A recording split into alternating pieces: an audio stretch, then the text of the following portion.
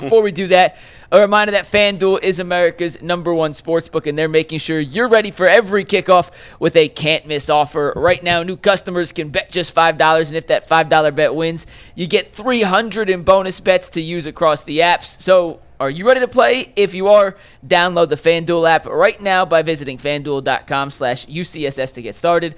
That is FanDuel.com/UCSS to place your first $5 bet. Shotgun reactions to yesterday's 21-17 loss in London. Bull, you're up first. All right. I'm going to save a lot of the stuff on Kevin Stefanski because yesterday was the final straw for me for Kevin Stefanski. I'll explain why later. This is another inexcusable loss. They had this game. They played well. The offense played just well enough to win. The defense till the end played well enough to win. And in the end, the Browns do what they do, is find a way to lose. They always find a way to lose, even games and I don't want to hear about the talent level because they were winning. The Vikings were short offensive linemen. The Vikings were starting Carson Wentz. Don't tell me about talent level. Tell me about finishing the game. Once again, the Browns could not finish the game. Dillon Gabriel was okay. He was all right. Didn't cost them the game. Didn't win them the game. And there's just so much to get to. That's my quick reaction. Jason, go ahead. Yeah, I kind of feel the same. Like, we're going to slug it out later. Yeah. This is not a good football team. We knew they weren't a good football team. We said all summer long, what a brutal start to the schedule. This could be an 0-6 start. Well, guess what? They're 1-4 with 1 to go. We said all summer, not a lot of talent here. It's 12 rookies. Like, this, it's playing out exactly as we thought it would. So I'm not terribly surprised. It was very winnable yesterday. Mikey and I picked them to win the game. I thought they were going to win the game. It was right there for them to win, and they didn't win it. Why didn't they win it? Because they're not a good football team. Got to be better. Got to coach better. That sounds like Kevin Stefanski's press conference. Got to be better. I got to be better. They got to be better. I understand the comments, Jay, but it's on me. It's on me. Yeah, and that's a really tired, old. You see how annoying that is? You pulled up to see G. Bush talk. You see them. You wanted to see G. Bush get emotional, but then he gave you that. See what happens when people give you that. See, that doesn't do you any service. That don't do you no good. Because what starts to happen is people start to think you feeding them mouth service, lip service.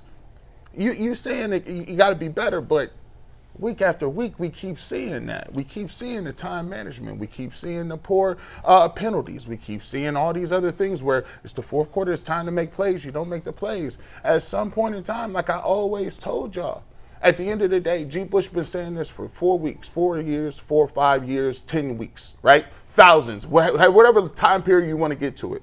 What have I been telling y'all? After a certain point in time, there's going to run out of excuses.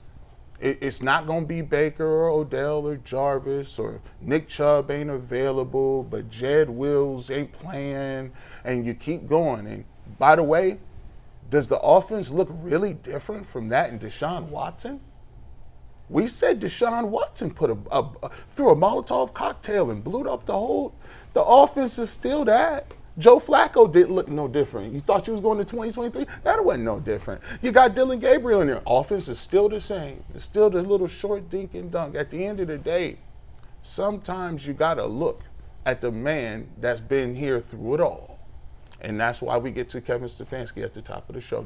Yeah, we were going to talk about Gabriel first, but I think everybody's so hot on Stefanski that we had to move him up. He'll be our first topic after Shotgun Reactions.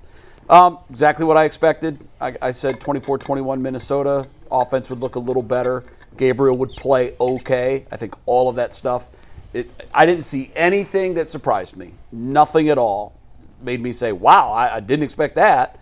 The one thing, if I did have to say what surprised me most, was that our defense wasn't a little bit better. I thought the defense with Carson Wentz at quarterback would play a little bit better than they did. But at the end, I thought it would be a loss. It was a loss. When I watched Mike Vrabel last night take his young Patriots, who are exactly where we were a year ago, they were bottom of the barrel. When I watched him take his New England team into Buffalo and win, could have been ours. He was home. We let him walk. We decided that we're all double down on Stefanski, and you get what you get. I'll go back to what I always say. It is about culture. our culture is a loser's culture. We don't have dogs. I know it's the NFL. I get it. David Njoku, I can't see you laughing 10 seconds after we lost a game we should have won. Can't see it. I get it. I know that's what they do. They meet, they shake hands. How's the wife? How's the kids? Miss you. Good seeing you again. When the fans hurt more than the players hurt, there's a problem. And I think that starts with culture. I don't know that you'll see any Mike Vrabel's players doing that. Maybe I could be wrong. I don't know. Maybe. I don't remember seeing Belichick's players do that.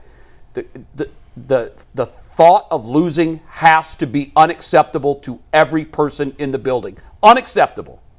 And we've accepted losing. We're okay with it. So that's where we are.